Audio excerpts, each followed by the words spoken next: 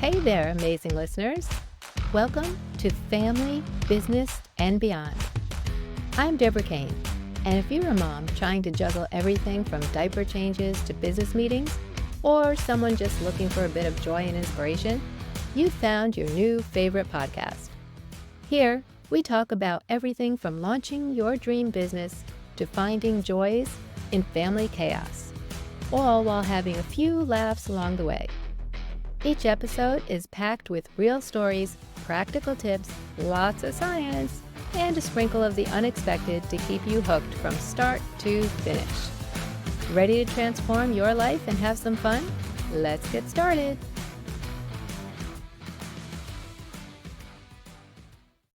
Hello, everyone. Welcome to the show.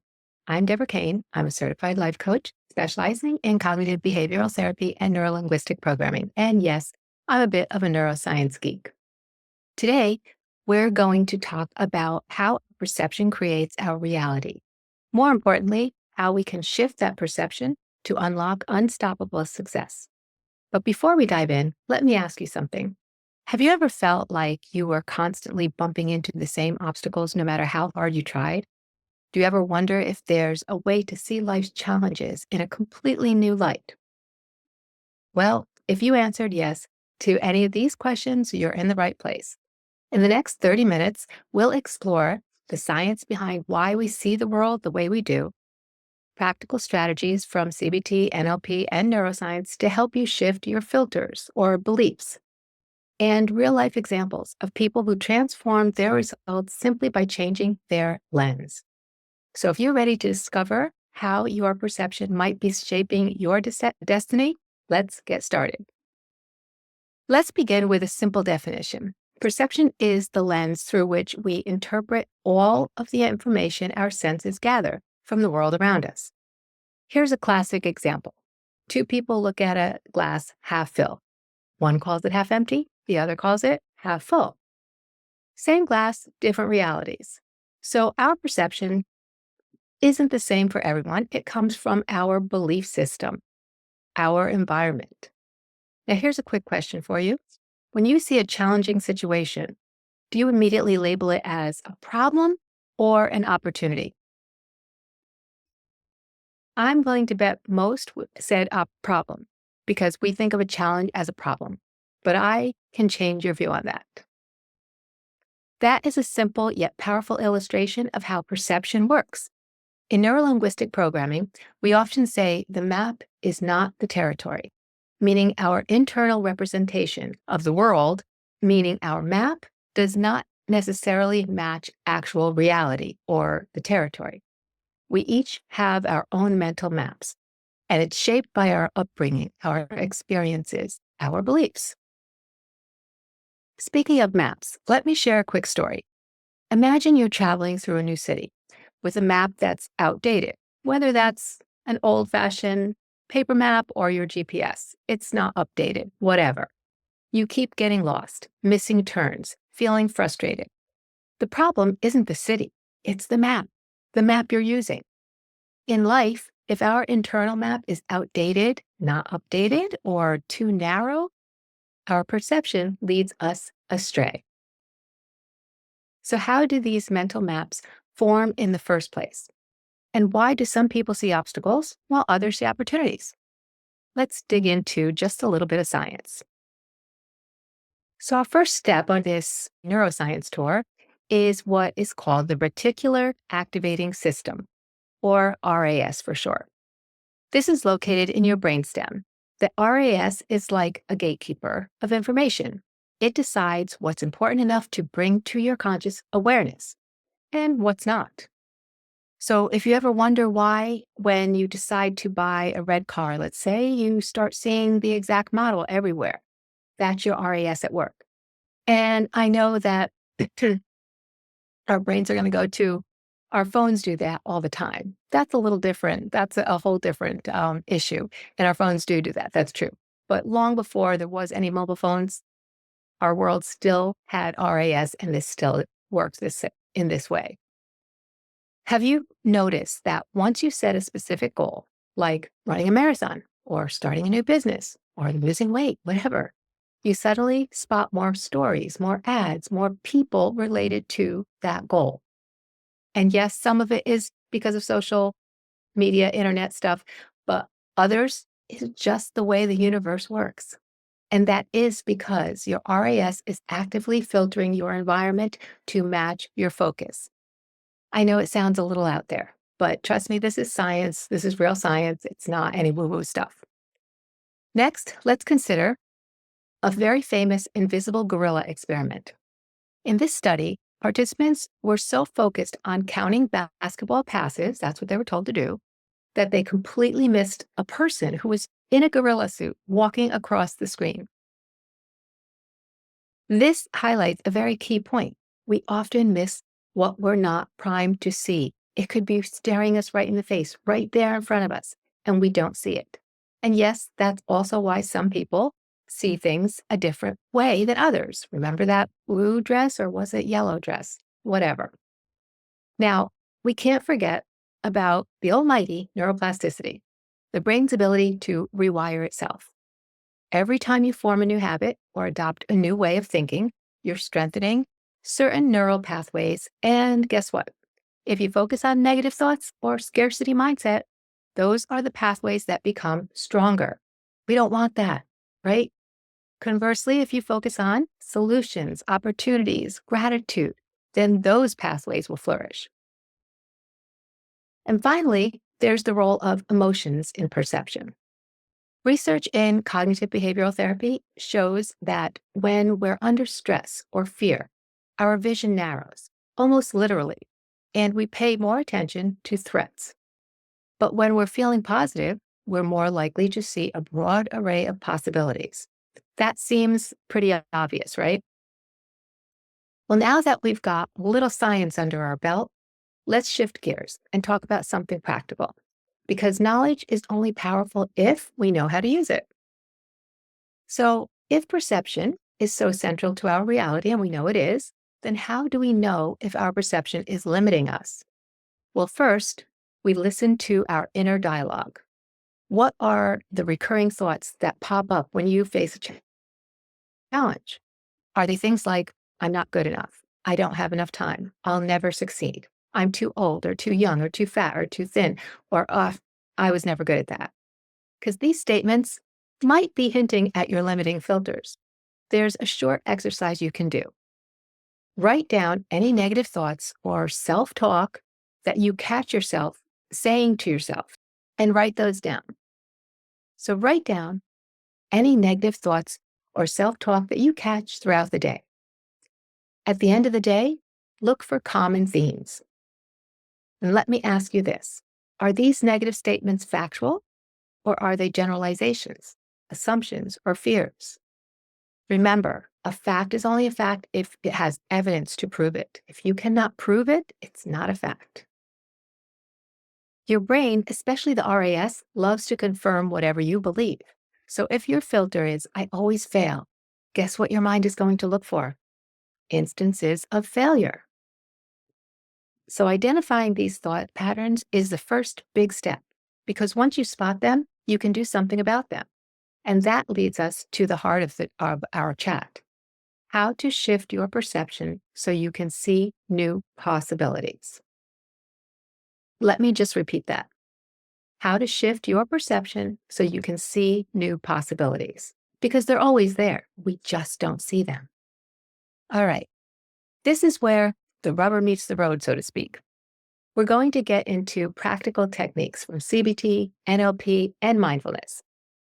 And this will help us to see life through a more empowering lens. So let's take the CBT reframe first.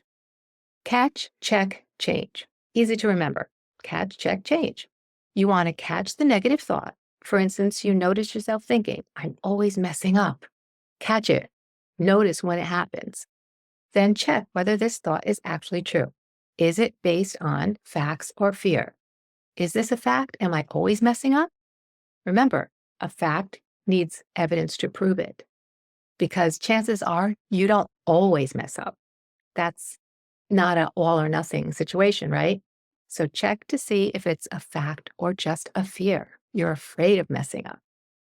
And then you change it by replacing it with a more realistic or empowering statement. Things like, I've succeeded many times before, or mistakes help me learn, or there was that time that I did this right. Okay. Anything that is more positive will change what you were thinking in the first place.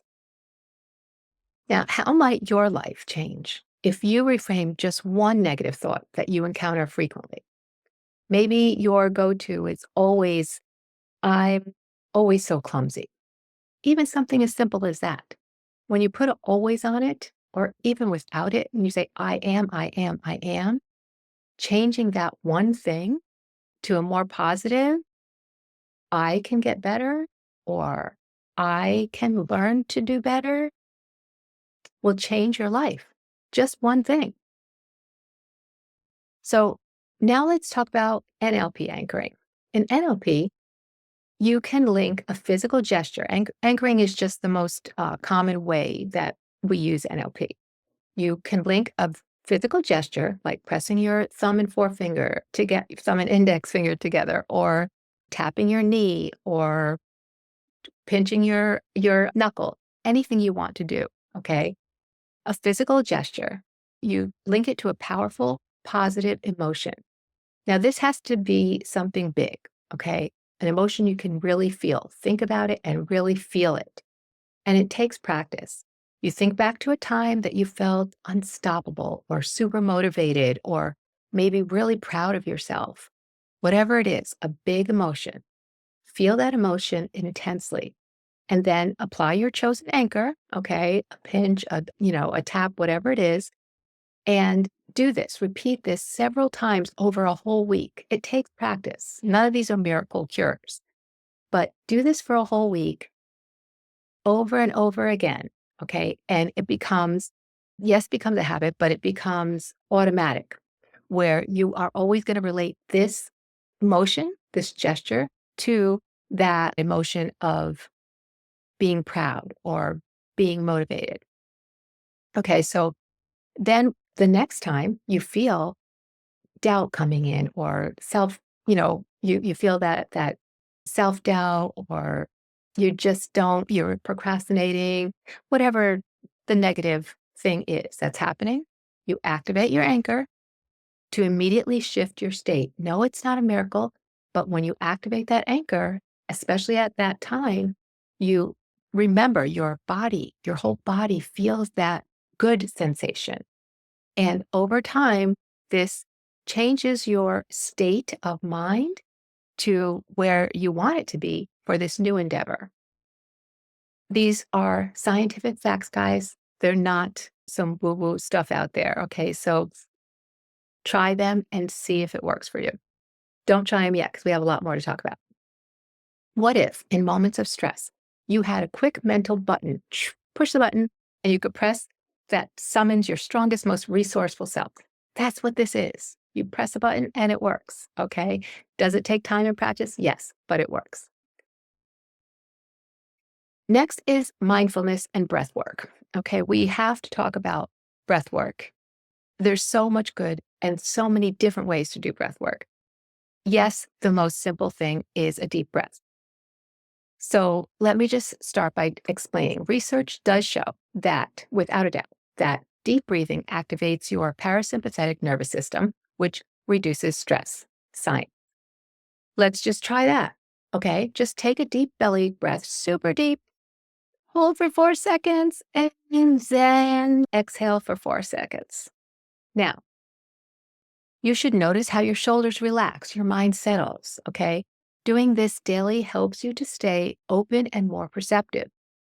This is just the beginning, though, because when you tell someone to take a deep breath especially in the depths of stress going on at that moment, this is what they do. They go, well, that's not a deep breath, right? That's nothing. That's not helping you. So my go-to that I teach all my clients and anybody who will listen is called a physiological sigh. This is my special, it's not mine. I didn't create it, but it's my go-to for everything. because it works every single time on every single person that I have ever encountered. And it works quickly. For some people, you only have to do it once, others, maybe a few times. So the physiological sigh is just sort of a double inhale with a long exhale, but it has to be a really deep breath, as don't leave room for a second one. A really deep breath is so that's the only one you're taking. And then you take a little extra and then exhale hard. This is what it looks like.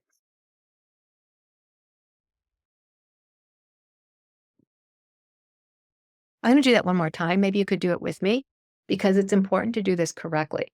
If you're not doing it correctly, it doesn't work. A really deep breath in, a tiny more inhale, and then a long exhale. Let's do it together.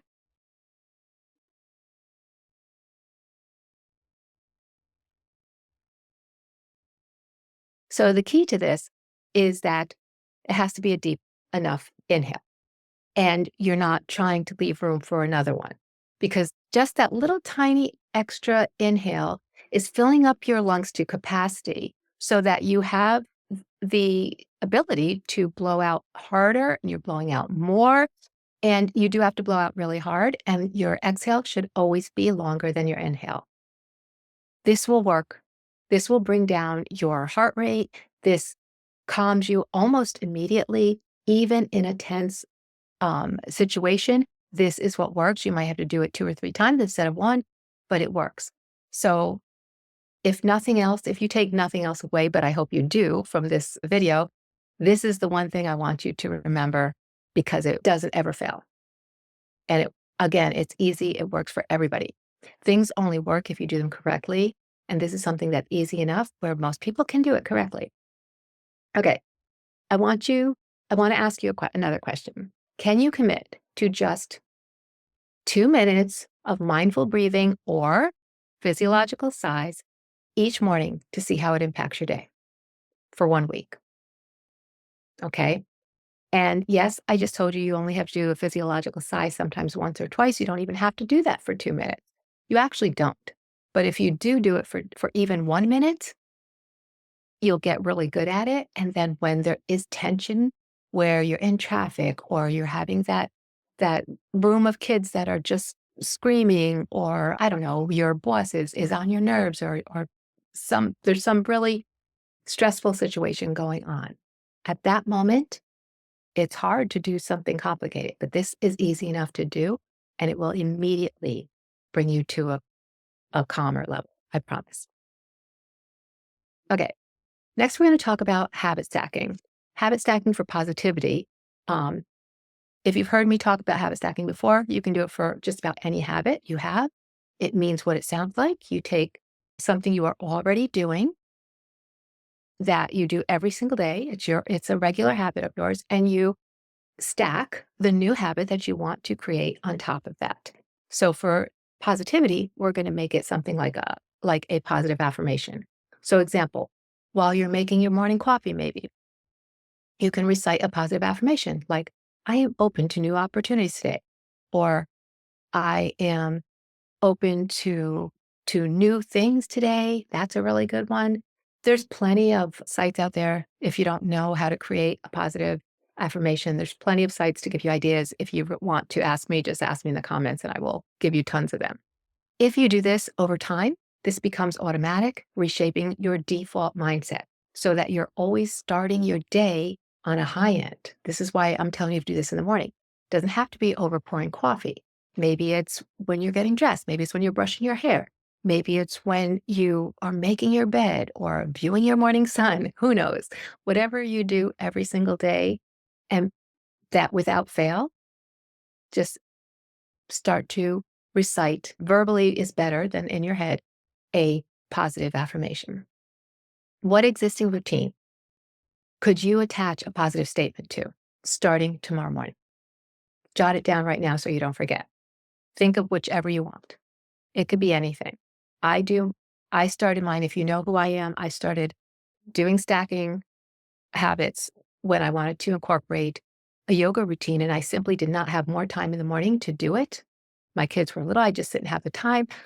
What I did was I stacked it onto when I was brushing my teeth. I started stretching and yoga movements that I could do while brushing my teeth. And that led to a longer, yoga routine. That's how I started it. And that was so many years ago when my kids were little. And I still do that to today. When I put that toothbrush in my mouth, my body automatically starts to stretch and do the moves. I don't have to think about it. It's automatic. So yes, you can do stacking for anything, but we're talking about positive affirmation for this video. So tell me in the comments, write it down for yourself. What routine are you going to choose to attach your positive statement to and start it tomorrow morning?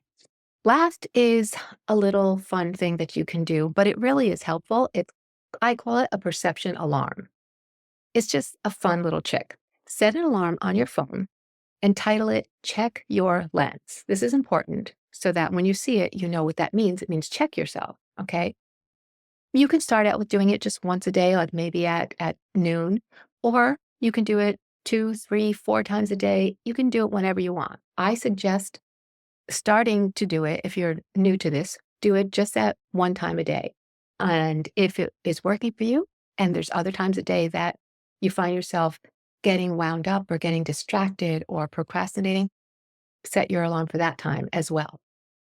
And so when your alarm goes off, okay, you look at it and you ask yourself, you just stop for a second, you ask yourself, am I focusing on something that is a possibility or something that's a limitation? A possibility is anything that will move you forward. A limitation is anything that is not. It's really that simple. So whether you are at work in full swing, on your computer, doing whatever you do on your computer, whether it's work or pleasure, if you're doing laundry, if you're teaching a class, if you're gardening, if you are putting the kids to bed, whatever you are doing, okay, stop and check yourself. Check your lens. Is this moving me? Is this something that I am focusing on possibility? How do you change that? Well, let's think about it. Let's just say you're doing laundry. You're doing laundry. And what are you thinking about when you're doing laundry? I hate doing laundry. I hate folding. There's always so much laundry. I can't stand it. You're just thinking negative, negative, negative, right?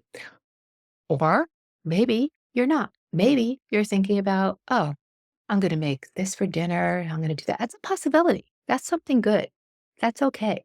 So long as it's moving you in a direction of something that is possible, that's a possibility. A limitation is this isn't getting me anywhere by thinking this way. By not liking what I'm doing, it's not getting me anywhere. Think of it as a possibility, and then things change. By the way, that can very quickly snap you right out of a negative spiral and back into a more resourceful state. Okay. That's where we want to be. And each time we consciously practice these techniques or anything like these techniques, we are literally rewiring our brains. That's how new neural pathways become stronger, making a healthier perception our default mode. Now, I want to share a quick story from a client that I worked with. Most of us have many things, many obstacles when we start out something new. Maybe we don't know if we're good enough. Maybe we think we have all these limiting beliefs. Maybe we have little children in the way. Maybe we don't have spousal support or any support around us. Maybe we have financial issues. There's usually a lot of different obstacles. With Nora, it was actually just two things. It was her limiting belief, but mainly actually one thing, because her limiting belief was that she didn't have a degree. Nora wanted to start a business and she believed she couldn't start one because she didn't have a formal business degree. Now, I think today we know that you certainly don't need a business degree to start a new business, right? But this was a few years ago, and that's what she believed. So it was holding her back. But we identified this belief. We reframed it using all the techniques I talked about, CBT techniques, and set up daily affirmation routine. We also used NLP anchoring to boost her confidence. And before long, okay, within a few months, I would say it took about 3 months, she launched her online store. And guess what? She's thriving today. She's perfectly happy. Was this an overnight cure? No, it took 3 months. And that is with one limiting belief. Imagine if you have 4 or 5. It takes a while. You've got to learn to do that. The faster you learn to do one thing, it gets much easier to apply it to all the different situations that come up, all the different limiting beliefs, it gets easier and easier because it works the same way. Whether it's this belief or this belief or this belief, it all works the same in the end. The same system works and the same result happens. So what I can't believe might be holding you back from achieving your next big goal. And I can't believe is anything that you say you can't do. Things like, I'm too old, I'm too young, I don't have that degree, I I can't jump that high, I can't find the time, I don't have enough time, I don't have support around me, I can't afford that.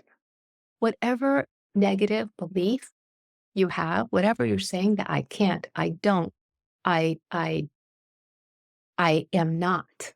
Any negative statement that starts like that is holding you back from achieving the next thing you want to do, whether that's big or small. And by the way, I've also had my own struggles.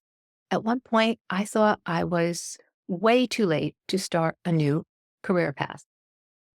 I was, just at the point, I won't go into long detail because I don't want to make this all about me, but I really thought that it was just too late for me. And at that time, I didn't know all of the things that I know today. So I did a little research and I did shift my perception, and I was able to see I was able to see it as the perfect time to grow. I didn't know what I know today. So it took longer. It was sort of the hard way around. But now that I know, now I'm teaching you. I'm telling you, it takes time, it takes work, it takes practice, but it doesn't have to waste years of your life. I wasted literally years of my life because I didn't know these things. Now that I know, I want you to know so you don't have to waste years of your life. Literally years. Okay. Don't do that. Don't do that. I took action eventually. I want you to take action much sooner. And here I am helping others to do the same. So if Nora can do it and I can do it and many others, so can you. So let's just bring all of this together with some practical action steps that you can start today. Steps you can actually start. First, journal your limiting beliefs. If you don't like journaling, take that word out and just jot down. It doesn't have to be a story. Just jot down a couple sentences. Each morning, jot down any negative or limiting thoughts that you have, and then question them. You don't have to take long for this. You're simply going to question, is this a fact? Is it not a fact? And you know the answer. A fact has to have evidence to prove it. 2, practice one reframing technique every day, whether it's CBT's catch, check, change or NLP's anchor. Pick one tool and use it today. 3, incorporate mindful breathing. 2 minutes a day for just deep breaths, or do the physiological sigh. Let's say 3 to 5 counts every single day. 4, do some habit stacking for your affirmations. Attach a positive affirmation to an existing routine like breakfast, brushing your teeth, brushing your hair, whatever it is. Do it every single day. And 5, check your lens at least midday, if not more. Use an alarm or some kind of a mental prompt to ask yourself if you're focusing on possibilities or obstacles. Those 5 steps I'd love for you to do. Even if you don't think that you can do all 5, first of all, that's a limiting belief. You can. But if you want to start slow, pick one. Tell me, which of these 5 steps will you commit to right now? And how do you see it impacting your life in the next week? Because any one of those is going to impact your life in a really great, positive way. If you're going to do all 5, put a 5 in the chat. If you're only going to do one, that's okay. Every step, small or big, is a step. So long as it's a step, is a step in the right direction. You're doing something to move forward. And small chunks, I love chunking things up.